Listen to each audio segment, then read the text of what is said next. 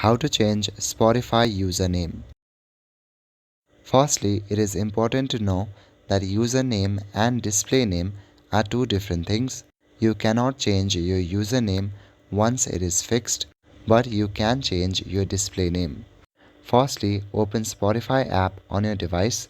At the top left corner, click on your profile picture. Once you do that, then from the left, you will see a menu like this. At the top, you will see your profile.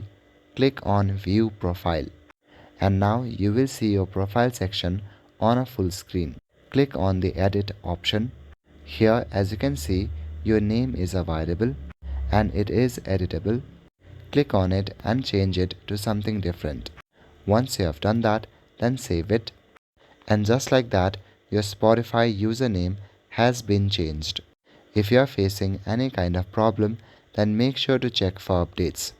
To do that, go to your App Store or Play Store and look for the Spotify app.